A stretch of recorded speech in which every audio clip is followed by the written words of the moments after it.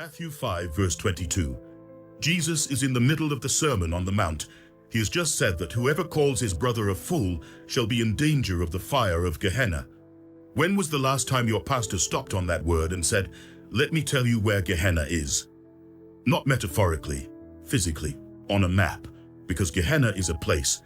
It has GPS coordinates. You can fly to Tel Aviv, take a bus into Jerusalem, and walk down into it in about 20 minutes from the old city. It is still there. It has a name on every modern map of the city. Families walk through it in the spring. Jesus said Gehenna 11 times in the four Gospels. Every scholar who has studied this carefully agrees he was pointing at a real valley with a real name and a real history. He was not describing a cosmic punishment chamber somewhere beneath the universe. He was reaching for the most loaded geographical reference in the Jewish imagination, a word every person listening to him on that hillside would have felt land in their chest like a stone. That word traveled. It traveled through Tertullian and Augustine and Dante and Jerome and the King James translators, and somewhere along that journey, it became the single most feared word in Christian theology. I'm not here to tell you whether hell exists. That question is above my pay grade as a retired history teacher from Tennessee. What I am here to do is show you what the word Jesus actually used meant to the people who first heard it. Using the method Spinoza laid out in 1670, read the original text in its original language for its original audience, stripped of the 17 centuries of institutional interpretation that have accumulated on top of it. When you do that, what you find is stranger and more powerful than anything the doctrine of eternal torment has been able to produce. Stay with me on this.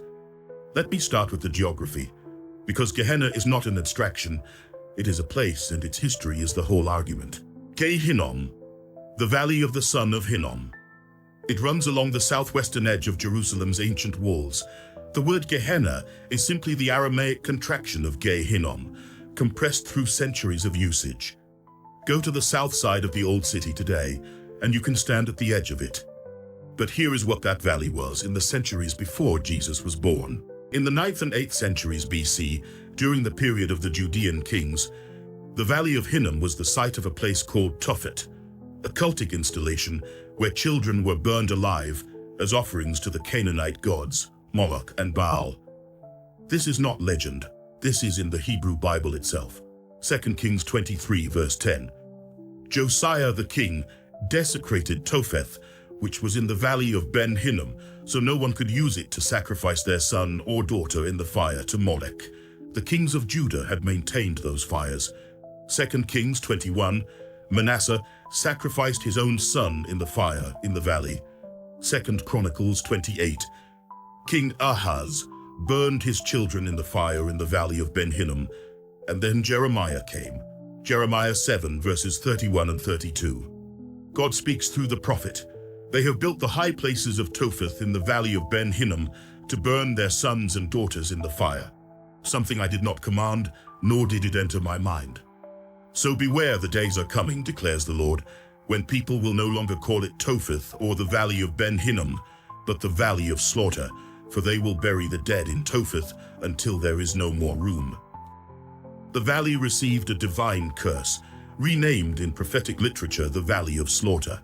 Josiah then desecrated it so thoroughly, smashing the altars, defiling the ground, that no Jewish person after his reform could ever treat it as sacred again. He built permanent ritual impurity into the place. That defilement, that exclusion from the holy, was exactly the image Jesus was reaching for 6 centuries later. Every Jew who heard him say the word knew exactly what he meant. Now here is where I have to stop, because there is a story that circulates about Gehenna that you have almost certainly heard if you have spent any time in circles where people question Christian doctrine. The story goes like this. Gehenna was just Jerusalem's garbage dump. It was where the city burned its refuse, old food, dead animals, the detritus of urban life, a perpetual smoldering heap. When Jesus pointed at Gehenna, he was pointing at a glorified trash fire, and the implicit conclusion is that the whole doctrine of hell rests on a misreading of a garbage disposal metaphor. I want to tell you something. I spent about 3 months under the impression that this was correct. I thought I had found the key that unlocked the whole problem. Simple, mundane, demystifying. And then I actually checked the sources. There is no archaeological evidence of a first-century garbage dump in the Valley of Hinnom. Not one. Not a single ancient source. Not Josephus, not the Mishnah, not the Talmud, not any Roman historian who described Jerusalem mentions a garbage dump in the Hinnom Valley in the 1st century. The smoke and fire of perpetually burning refuse that feature so prominently in the popular telling of this story are not attested in any primary source from the period. Gabi Barkai, one of the most distinguished Israeli archaeologists of the last century, conducted extensive excavations in the Hinnom Valley. What he found were elaborate 1st century family tombs belonging to wealthy Jerusalem families. He found the famous Ketef Hinnom silver amulets, the oldest manuscripts of any biblical text ever discovered, containing the priestly blessing from Numbers 6, dated to approximately 600 BC. Wealthy Jerusalem families buried their dead there. You do not bury your dead in the city dump. Rich families do not cut family tombs into the walls of a working landfill. So where did the garbage dump story come from? From a medieval rabbi named David Kimmy. He was born in Narbonne in the south of France, around 1160 AD. He died around 1235.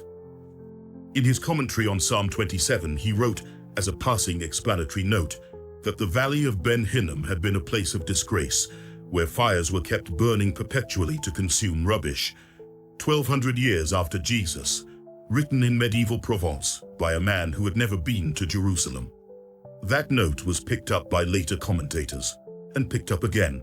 And by the 20th century, it had become a received truth that people confidently stated as documented history. The irony is sharp enough that I have to say it plainly. The people who think they are debunking the doctrine of eternal hell by pointing to a garbage dump are using a medieval legend invented by a rabbi in France 12 centuries after Jesus to debunk a theological doctrine invented by church fathers in North Africa several centuries before that. They are using one medieval invention to debunk another.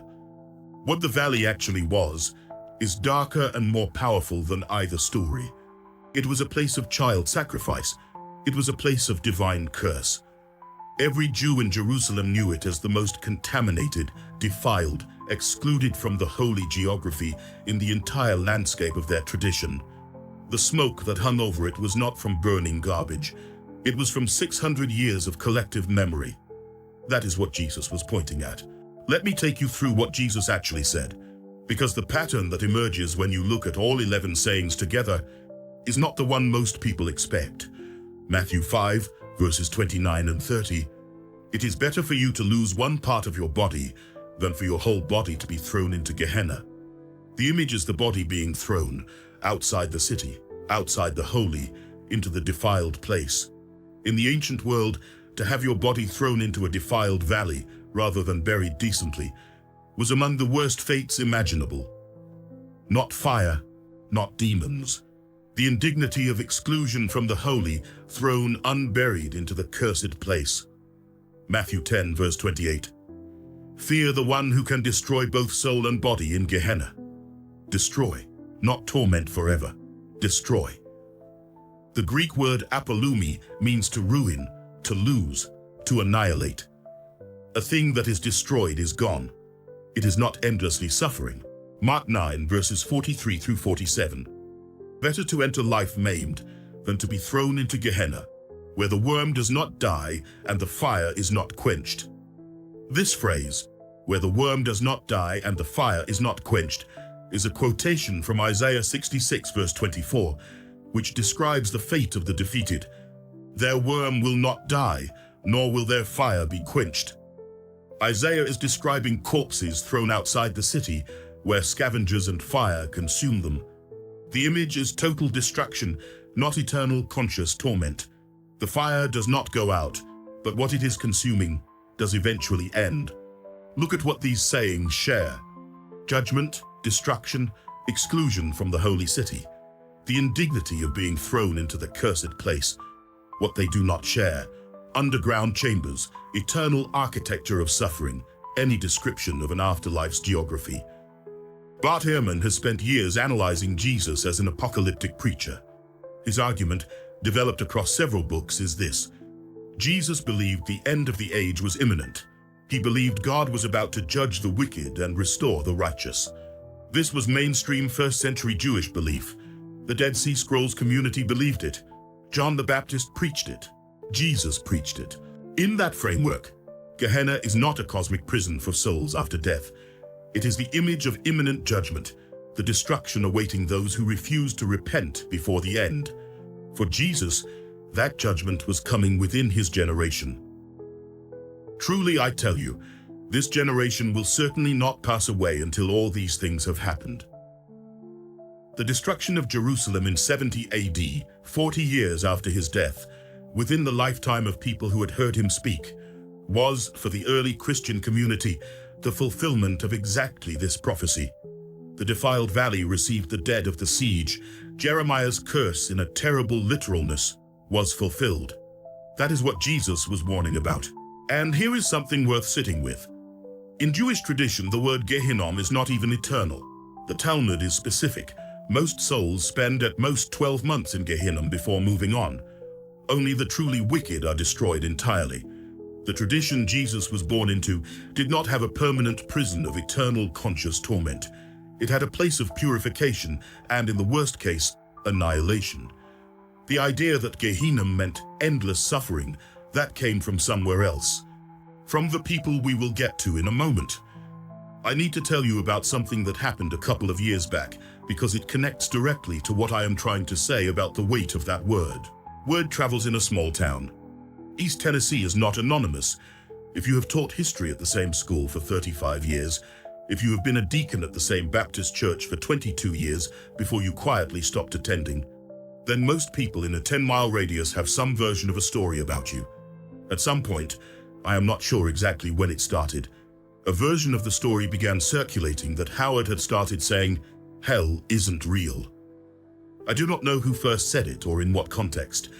These things move through a community like water through limestone, slowly and underground. I became aware of it gradually. A conversation that went slightly shorter than it should have. An invitation to the men's breakfast at the church I had been informally attending that did not come that fall, after 3 years of my going. And then an old colleague from the school stopped me in the parking lot of the hardware store on a Tuesday morning in November. He had taught alongside me for 15 years. A decent person, a serious Christian. He said he had heard some things, that he hoped I was okay, that sometimes people go through hard times and come out on the other side. He meant it with genuine warmth. I thanked him and said I was fine. We shook hands. I sat in my truck for a while before I started it. Here is what I understood sitting in that parking lot. He was not wrong to be concerned. From inside the framework he was operating in, a man who was saying the doctrine of eternal hell was not what Jesus taught looked like someone who had traveled too far in a dangerous direction. The concern was genuine, but here is what I also understood.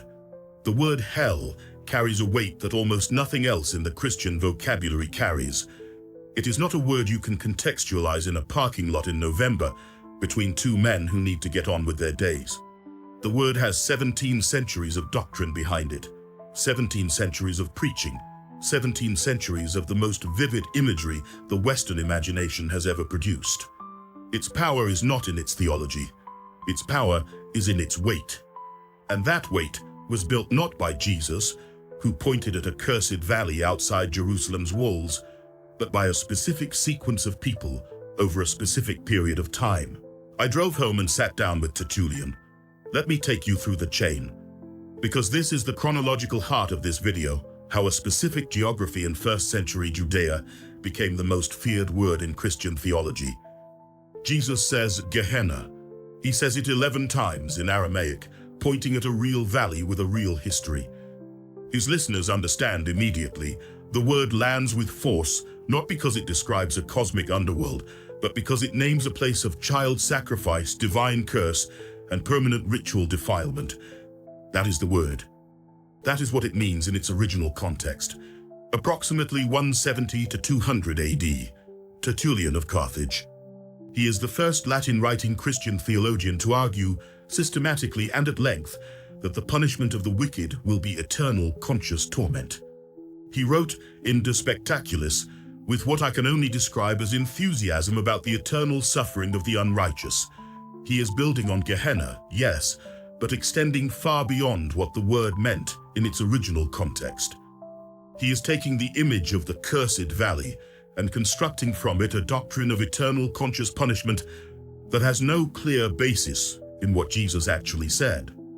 And he is the first to do it in a way that will be taken up and elaborated by everything that follows. Augustine of Hippo, 354 to 430 AD. In The City of God, Book 21, Augustine argues that the punishment of the damned must be eternal because the punishment of the blessed is eternal. The symmetry of eternity demands it. He builds architecture. He is not describing a geography in Jerusalem. He is constructing a systematic theological doctrine that will remain the dominant framework of Western Christianity for a millennium. 382 AD, Jerome the Vulgate. He translates the New Testament into Latin, and he faces the word Gehenna. He keeps it. He does not render it as hell or infernum. He preserves Gehenna, the proper noun, the actual place. But by 382, the theological tradition of Tertullian and Augustine is already in place. The Latin-speaking Christian world is already reading Gehenna through the lens of eternal conscious punishment.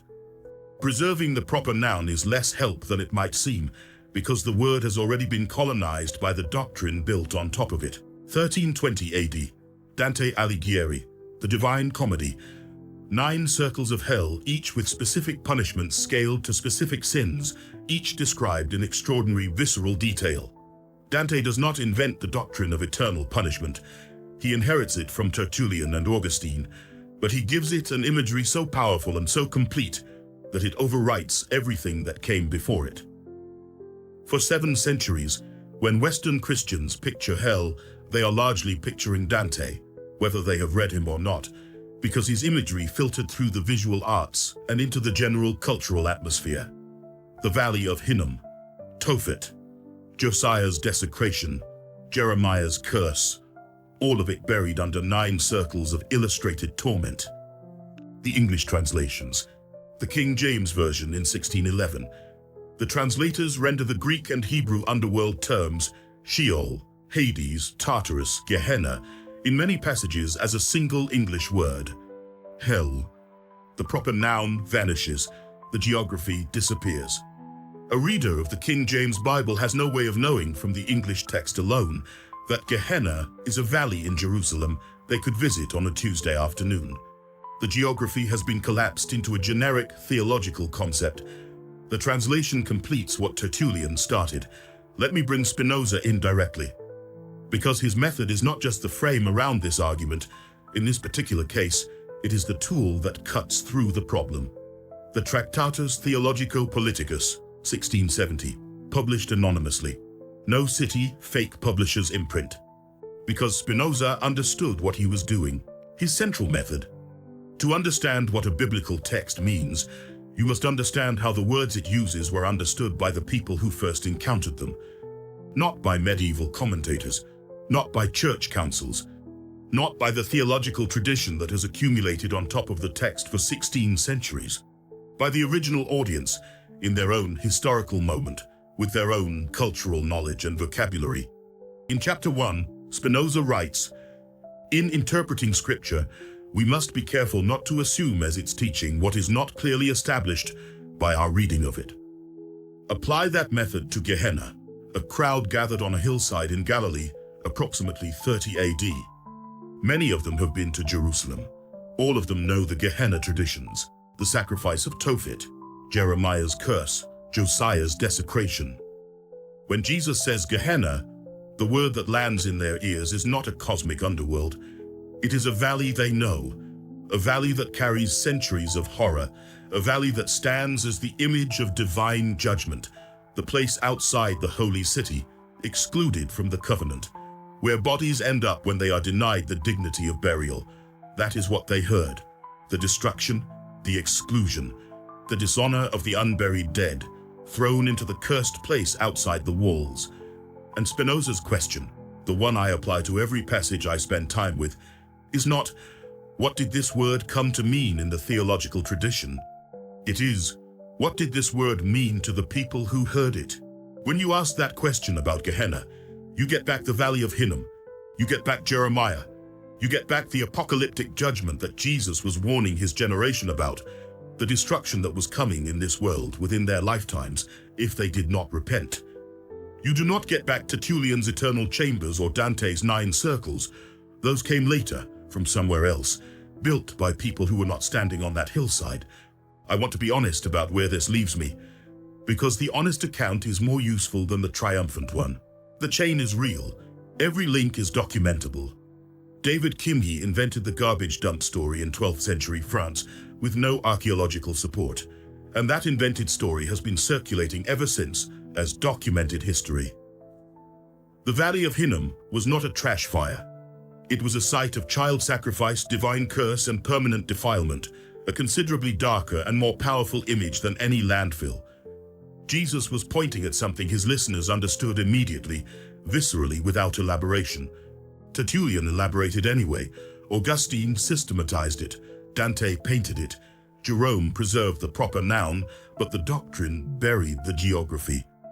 The King James translators finished the job by erasing the proper noun entirely and leaving only the word hell.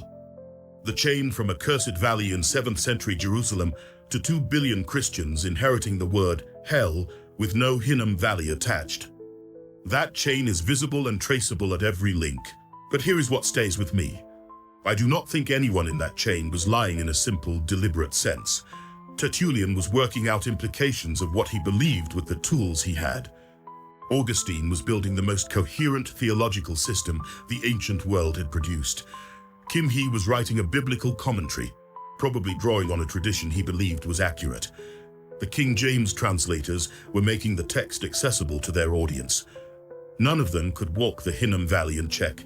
None of them had Gabi Bakai's excavations or the methodological tools of 21st century archaeology. They were working with what they had. What strikes me is not that the church lied. It is that the word traveled so far from where it started that nobody knew where it came from anymore. The valley is still there. It is public land now with a walking path along the southern edge. There are 1st century tombs cut into the limestone along its upper walls, the ones Barkai found, the ones that prove wealthy Jerusalem families buried their dead there. It is a quiet valley in a very old city. Somewhere between that quiet valley and the most feared word in Western theology, the geography got buried. The history got simplified. The curse Jeremiah called down over a specific place in a specific moment became the backdrop for a doctrine of eternal conscious punishment that the valley itself, the specific, visitable, historically documentable valley, cannot support. Spinoza's method gives us back the valley. It strips away 17 centuries of accumulated doctrine and returns us to the specific word in its specific context, pointing at a specific place that specific people knew. Gehenna, the valley of the son of Hinnom, where children burned in the 7th century before the Common Era, where Jeremiah called down divine judgment, where Josiah defiled the ground so thoroughly it could never be sacred again, where Jesus pointed when he wanted his listeners to feel in their bones the weight of what was at stake. That is the word he used. That is what it meant. I don't think that's what ended up in the catechisms. Make of that what you will.